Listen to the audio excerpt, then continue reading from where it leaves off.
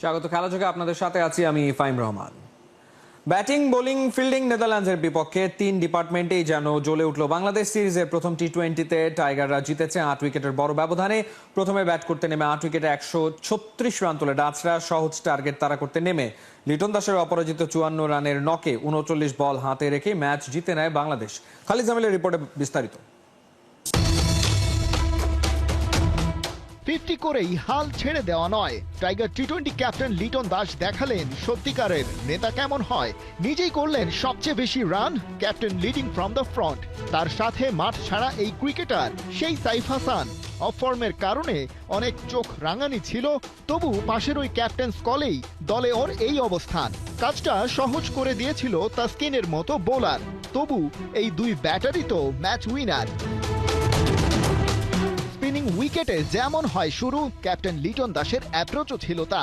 শেখ মেহেদীকে প্রথমেই বোলিংয়ে আনা, সাথে শরীফুল। কিন্তু পয়লা 3 ওভার শেষে সবাই ভাবছিল হয়ে গেল বড় ভুল। 4 নম্বর ওভারে অ্যাটাকে এসে ডেডলক ভাঙলেন তাসকিন। প্রতিপক্ষের ওপর যেন ভীষণ রুট। 15 বলে 23 করে ফিরলেন ডাচ ওপেনার ম্যাক্স ওডুড।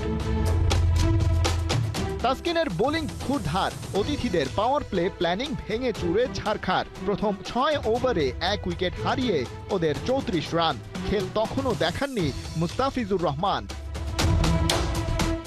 8 নম্বর ওভারে ফিরে আবারও হিট তাসকিন। 4 রান করে ফিরলেন বিক্রমজিৎ সিং। সিলেটের নাট্য মঞ্চে এবার হাজির সাইফ হাসান। কিভাবে এলেন এখানে, কি তার পরিসংখ্যান, সব উত্তর মিলিয়ে দিলেন 1 ওভারে। তেজা আর ক্যাপ্টেন এডওয়ার্ডস গেলেন ফিরে। তেজার 26 আর এডওয়ার্ডসের 12। টাইগারদের চমৎকার ফিল্ডিং ডিসপ্লে হলো। শারিজ আহমেদকে 15 রানে ফিরিয়ে মুস্তাফিজ খুললেন উইকেটের খাতা। ওদিকে তাসকিনকে মোটেও যাচ্ছিল না আটকে রাখা। নোয়া ক্রেস আর কাইল প্লেইনকে তুলে টোটাল 4 উইকেট শিকারে শেষ করেন নিজের স্পেল। 7 উইকেটে 109 রান ওদের। ফিনিশিং টানলেন টিম প্রিঙ্গেল আর আরিয়ান ডাট। নেদারল্যান্ডসের 136 রান। জবাবে শুরু থেকেই খেপলেন ইনজুরি থেকে ফেরা পারভেজ ইমন। প্রথম 3 বলে 14 রান। খেললেন জুলিয়ান উড, শিখিয়েছেন যেমন। কিন্তু সুখ বেশিক্ষণ কপালে সইল না। প্রথম 3 হিটের পরেই যেন ইমনকে পড়ে ফেলল ডাচ বোলাররা। টাইগার ওপেনার ফিরলেন 15 রানে। তার পার্টনার তানজিদ তামিম খেলা শেষ করে আসতেই পারেন, তেমনটাই সবাই জানে। কিন্তু ওকে তুলে নিলেন প্রিঙ্গেল। ওপাশে ক্যাপ্টেন লিটন দাস সিঙ্গেল।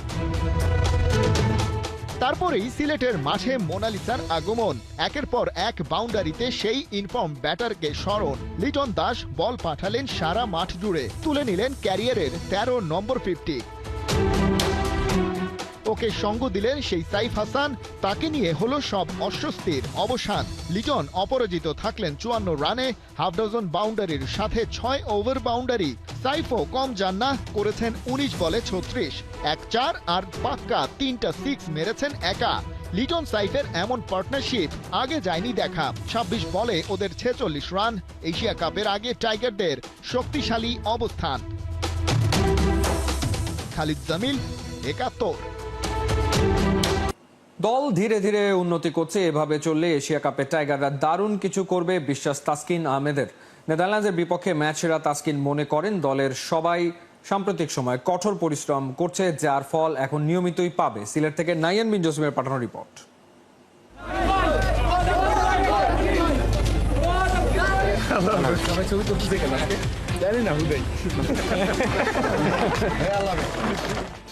তাসকিনের সঙ্গে আজ সবাই কেন ছবি তুলছে, সেই মজা করে করা প্রশ্নের উত্তরে তাসকিন নিজেই বলছিলেন, জানি না, শুধুই।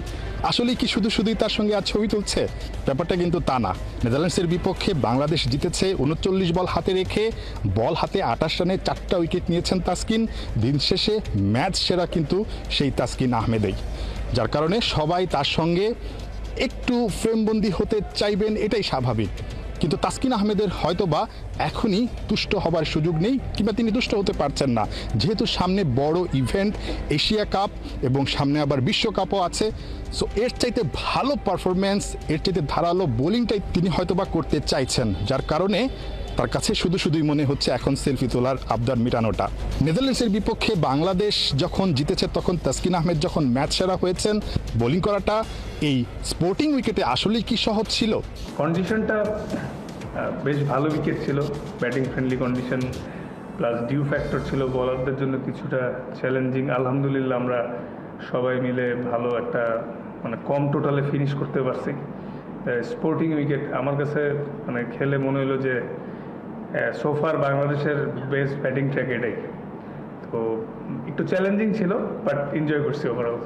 তাসকিন বাংলাদেশের প্রিমিয়াম ফাস্ট বোলার, দিন শেষে তার কাছে এরকম ধরনের পারফরমেন্স সবাই চায়, কিন্তু এই সিরিজটায় বাংলাদেশের ব্যাটিং ডিপার্টমেন্টটাই কিন্তু সবচেয়ে বেশি চোখ ছিল।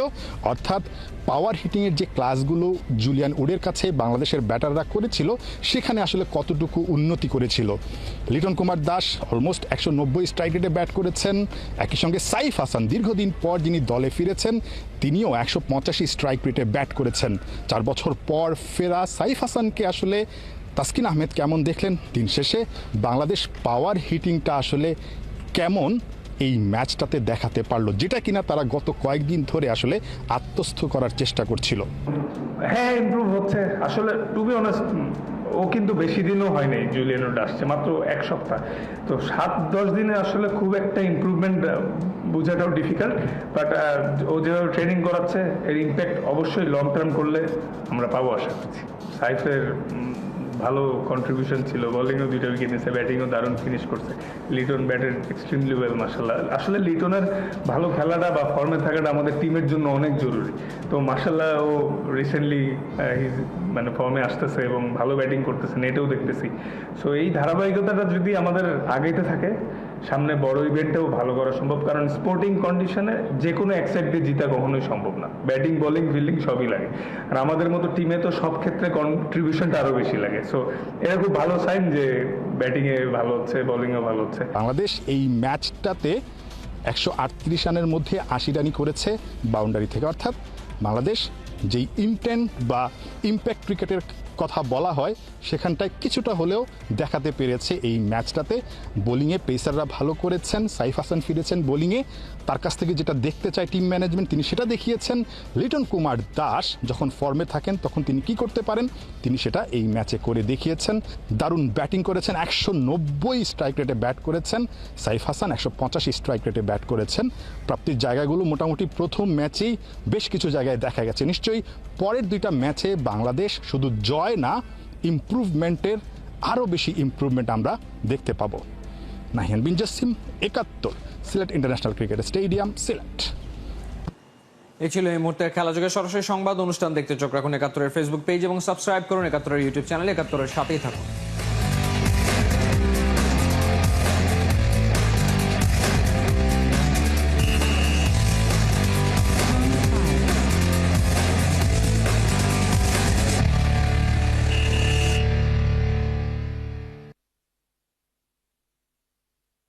গুঞ্জন সত্য হলো না, তামিম করছেন না কোয়াবের ইলেকশন। ক্রিকেটার্স ওয়েলফেয়ার অ্যাসোসিয়েশনের আসন্ন নির্বাচনে ভোটার হওয়ার আগ্রহী দেখাননি সাকিব আর মাশরাফি। 4 সেপ্টেম্বর শুধু প্রেসিডেন্ট পদেই হচ্ছে ভোটাভুটি। টানা কয় মেয়াদ থাকতে পারবে নির্বাচিতরা, সেই ব্যাখ্যাও দিয়েছেন নির্বাচন কমিশনার ইফতেখার মিঠু। সাইফুল রূপকের রিপোর্ট। মাশরাফি নাম দিয়েছিলেন কলিজওয়ালা খান। ক্রিকেটারদের বিপদ আপদে সাহায্যের হাত বাড়িয়ে দিয়ে বুকে টেনে সাহসী করে তোলায় তামিম ইকবালের জুড়ি মেলা ভার। এমন একজনই তো ক্রিকেটারদের স্বার্থ রক্ষার সংগঠন কোয়াবের প্রেসিডেন্ট হওয়ার যোগ্য দাবিদার। গেল 1 মাসে গুঞ্জন কানাঘুষাও ছিল কোয়াবের প্রেসিডেন্ট পদে নির্বাচন করতে পারেন সাবেক এই অধিনায়ক। অথচ হঠাৎ করেই পাল্টে গেল চিত্র। ক্রিকেটার্স ওয়েলফেয়ার অ্যাসোসিয়েশন অব বাংলাদেশের ইলেকশন করছেন না তামিম। নতুন করে আবারও গুঞ্জন, আসন্ন ক্রিকেট বোর্ডের নির্বাচনে দেখা যেতে পারে তামিম ইকবালকে। বিসিবি পরিচালক ইফতেখার মিঠু কি ভাবছেন? যখন নমিনেশন তুলবে তখন জানতে পারবেন। এটা তো আমরাও শুনছি, আপনাদের মাধ্যমেও শুনছি। হ্যাঁ, একটা ফর্মার ক্রিকেটার ইলেকশন করতে চাইলে নোবডি ক্যান, সে তো ইজ ওয়েলকাম।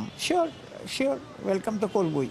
নির্বাচন করছেন না, তবে কোয়াবের ইলেকশনে ভোটার হয়েছেন তামিম। তার সাবেক 2 সতীর্থ সাকিব, মাশরাফি কি অনলাইনে ফি দিয়ে সদস্য হয়েছেন? আপনারা জানেন যে মেম্বারশিপের জন্য আমরা অ্যাপ্লাই করেছিলাম এবং বলেছিলাম সবাইকে আবেদন করতে। তো যারা যারা করেছেন সেখানে থেকে আমরা আসলে বাছাই করে, যেহেতু ক্রাইটেরিয়া ছিল কারা মেম্বারশিপ হতে পারবেন, যারা ভোটার মেম্বার হতে পারবেন, সেটাই আসলে মূল ব্যাপার ছিল। বাট অনেকেই ভোটার হতে পারবেন না যেন মেম্বার হয়েছেন। সো মেম্বার আসলে সবাই হতে পারবেন, বাট সেখানে ভোটার কারা হবেন সেটা বড় ব্যাপার ছিল। So it was open for everybody. যারা যারা করেছেন তারা সবাই আছেন এখানে। সাকিব মাশরাফি ইন্টারেস্ট দেখাননি? আমি যত জানি তারা মেম্বারশিপের জন্য আবেদন করেনি। একদিকে সেলিম শাহেদ, অন্যদিকে মোহাম্মদ মিঠুন। 4 সেপ্টেম্বরের নির্বাচনে শুধু ভোটাভুটি হবে সভাপতি পদে, বাকি 10 পদের সবাই 2 বছরের জন্য বিনা প্রতিদ্বন্দ্বিতায় নির্বাচিত।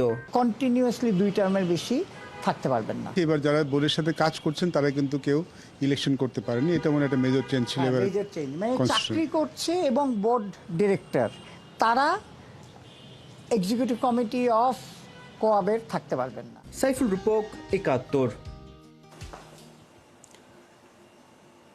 জেলায় জেলায় ফুটবলের উত্তাপ ছড়াতে শুরু হলো জাতীয় চ্যাম্পিয়নশিপ। শনিবার উদ্বোধনী ম্যাচে মাদারীপুরকে 2-1 গোলে হারিয়েছে মুন্সিগঞ্জ জেলা ফুটবল দল। ভবিষ্যতের পাইপলাইন ও ফুটবল কালচার তৈরিতে তৃণমূল পর্যায়ের এমন আয়োজনের বিকল্প নাই বলছেন বাফুফে সভাপতি তাবিদ আউয়াল।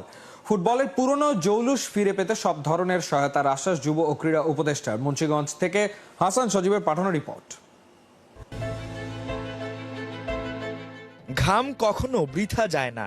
দায়িত্ব নেওয়ার মাত্র 10 মাসের মধ্যে সেটাই হারে হারে প্রমাণ করলেন বাফুফের সভাপতি তাবিদ আউয়াল। পরিশ্রম আর দৃঢ় মনোবলের মাধ্যমে দেশের ফুটবলের পুরনো জৌলুস ফিরিয়ে আনতে করে যাচ্ছেন সংগ্রাম।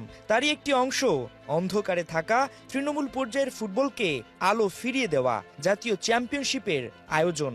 তবে এখনই সাফল্যের ঢেকুর তুলতে নারাজ বাফুফে প্রেসিডেন্ট। 10 মাসে যে জায়গায় আমরা ফুটবলকে নিয়ে এসেছি আমরা এখনো কিন্তু সন্তুষ্ট নয়। আমরা মনে করি আরও অনেক কাজ আমরা করতে পারতাম, করা উচিত ছিল। কারণ আমাদের যে কমিটমেন্ট ফুটবল থেকে একদম ইউনিয়ন লেভেলে নিয়ে খেলাধুলা করা, প্রাইমারি স্কুল লেভেলে খেলাধুলা করা, সেই জায়গাগুলোতে আমরা কিন্তু এখনও একটু পিছিয়ে আছি। বাট আমাদের কমিটমেন্ট রইল, আশা করি আমাদের 12 মাসের মাথায় এই সব কমিটমেন্টগুলো আমরা ফুলফিল করতে পারবো। ফুটবলকে এগিয়ে নিতে বাফুফে এবং যুব ও ক্রীড়া মন্ত্রণালয় কাঁধে কাঁধ মিলিয়ে কাজ করছে। প্রায় 20 কোটি টাকার বাজেটে 64 জেলায় বইবে ফুটবলের জোয়ার। ভবিষ্যতে তারাদের পেতে আগে ফুটবল কালচার গড়ে তুলতে চায় বাফুফে। আমরা ফুটবলও তো অবশ্যই পাবো, বাট আমরা ফুটবলটাকে পেতে চাই। আমরা দেখতে চাই যে প্রতিদিন বিকালে বা সকালে আমাদের নিউ জেনারেশন এবং কিছু এল্ডারলিরাও যেন অ্যামেচার হিসাবে হোক ফুটবলটাকে খেলে। একই সুর যুব ও ক্রীড়া উপদেষ্টার কণ্ঠেও ফুটবলের উন্নয়নের সব রকমের সহায়তার আশ্বাস আসিফ মাহমুদ সজীব ভুঁইয়ার। ইতিমধ্যে আমাদের ফুটবলের একটা রিব্র্যান্ডিং হয়েছে, যেটা আমরা 90-এর দশকে আমরা দেখেছি। ফুটবলের যে ক্রেজটা ছিল সেটা ফিরে আনা গেছে। ফুটবলের প্রতি মানুষের নজর এসেছে এবং মানুষের মনোযোগটা আমরা আনতে পেরেছি এবং বাফুফে সেটা নিয়ে কাজ করেছে। বাফুফে এই কৃতজ্ঞতাটা প্রাপ্ত। জাতীয় চ্যাম্পিয়নশিপ শুধু জেলায় জেলায় ফুটবলের লড়াই নয়, এটি একটি উৎসবও যা 64 জেলা জুড়ে ফুটবল প্রেমীদের হৃদয়ে তুলবে ঝড়। আমার লাইফে এটা ফার্স্ট টাইম ফুটবল খেলা। সামনাসামনি আমি কখনো দেখিনি, সবসময় টিভিতে দেখতাম, কিন্তু এই ফার্স্ট টাইম আমি এই স্টেডিয়ামে এসে দেখছি, তো খুব বেশি ভালো লাগছে। হ্যাঁ, খেলতে পারলে তো আরো ভালো লাগতো। টান টান উত্তেজনা, গ্যালারিতে এক বিন্দুও জায়গা খালি নাই। ঠিক এই উত্তেজনায় বলে দিচ্ছে যে তৃণমূল পর্যায়ে ফুটবলটা কতটুকু জনপ্রিয়। ভবিষ্যতের পাইপলাইন তৈরি করতে বাফুফে এবং যুব ও ক্রীড়া মন্ত্রণালয় একসাথে কাজ করছে। মুন্সিগঞ্জ থেকে যা শুরুটা হয়েছে এবং 64 জেলায় সেটা ছড়িয়ে যাবে। আশা করা হচ্ছে এই তৃণমূল থেকেই ভবিষ্যতের হামজা চৌধুরী তৈরি হবে। হাসান সজীব, 71, মুন্সিগঞ্জ জেলা স্টেডিয়াম, মুন্সিগঞ্জ। চ্যাম্পিয়নশিপে চলছে হামজা ম্যাজিক। এবার বাংলাদেশ তারকার ক্যাপ্টেন্সিতে ব্যাক টু ব্যাক জয় তুলে নিল লেস্টার সিটি। তবে দলের মতো ব্যক্তিগত পারফরমেন্সে উজ্জ্বল ছিলেন হামজা। বল অ্যাকিউরেসি, ডুয়েল, ট্যাকল সবকিছুতেই ছিলেন দাপুটে। তবে শেষ দিকে ডান পায়ে চোট চিন্তার ভাঁজ ফেলেছিল লেস্টার সমর্থকদের কপালে। বিস্তারিত জানাচ্ছেন পার্থ বণিক। 360 ডিগ্রি হামজা প্রতিপক্ষের পায়ে বল দেখলেই ছো মেরে উড়ে আসেন আর স্লাইড ট্যাকেলে ভেস্তে দেন আক্রমণের সব পরিকল্পনা। শুক্রবার রাতে বার্মিংহাম সিটির ফরওয়ার্ড লাইন এই হামজার কাছে এসেই বারবার বল হারিয়েছে আর বাংলাদেশ তারকায় ভর করে লেস্টারও তুলে নিয়েছে চ্যাম্পিয়নশিপে ব্যাক টু ব্যাক জয়। লিগে নিজেদের চতুর্থ ম্যাচে এদিন হামজার ক্যাপ্টেন্সিতে মাঠে নেমেছিল লেস্টার। নামতেই হবে জাস্টিনের বিদায়ের পর রাইট ব্যাকে হামজাই যে কোচ মার্তি সিফুয়েন্তেসের ফার্স্ট চয়েস। ম্যাচের 8 মিনিটের মাথায় আব্দুল ফাতাহু ফক্সদের লিড এনে দেন। তবে ফার্স্ট হাফের শেষ দিকে অ্যাটাক গোছানো শুরু করেছিল বার্মিংহাম, কিন্তু সেই অ্যাটাক ওদের পরিকল্পনা পর্যন্তই সীমাবদ্ধ রাখেন হামজা। দারুণ ট্যাকেলে বল কেড়ে নেন বার্মিংহাম ফরওয়ার্ড কুমাসের পা থেকে। কিন্তু ৪৫ মিনিটে একটু গড়বড় করে বসেন। স্লাইড ট্যাকেলের পরিবর্তে বার্মিংহ্যামের ইথান লায়ার্ডকে ফাউল করলে হলুদ কার্ড পেতে হয় হামজাকে।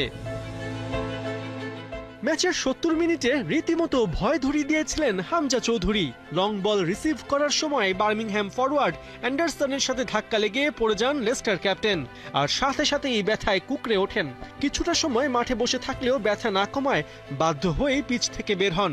বদলি হিসেবে নামেন রিকার্দো পেরেইরা। ৮৮ মিনিটে এই রিকার্দোর গোলেই ২-০ গোলের জয় নিয়ে মাঠ ছাড়ে লেস্টার সিটি। এদিনের পরিসংখ্যানই স্পষ্ট হামজা এই ম্যাচে কতটা ইম্প্যাক্টফুল ছিলেন। ৭২ মিনিট খেলে বল টাচ করেছেন ৬৬ বার, ফাউলের শিকার হয়েছেন ২ বার। ৪২টা পাসের মধ্যে সাকসেসফুল হয়েছে ৩৩টা, পাস অ্যাকিউরেসি ৭৯%। শুধু তাই নয়, ফাইনাল থার্ডে ৩টার মধ্যে 2টা পাসই ঠিকঠাক দিয়েছেন। এদিন এরিয়াল আর গ্রাউন্ড মিলিয়ে 10টা ডুয়েলে জড়িত ছিলেন হামজা, এর মধ্যে 5টাই হয়েছে সাকসেসফুল, একটা করে আছে ইন্টারসেপশন আর ক্লিয়ারেন্স। স্ট্যাটেই প্রমাণ হামজা কতটা গুরুত্বপূর্ণ হয়ে উঠছেন আর প্রতিপক্ষ তাকে কিভাবে টার্গেট করছে। তবে আপাতত হামজা ফ্যানদের জন্য সুখবর, ম্যাচে পাওয়া চোট গুরুতর নয়। ম্যাচ শেষে হাসি মুখেই লেস্টারের ফ্রেমে সাক্ষাৎকার দিয়েছেন। পরের ম্যাচের জন্য 100% ফিট হামজা চৌধুরী। পার্থ বণিক, ৭১।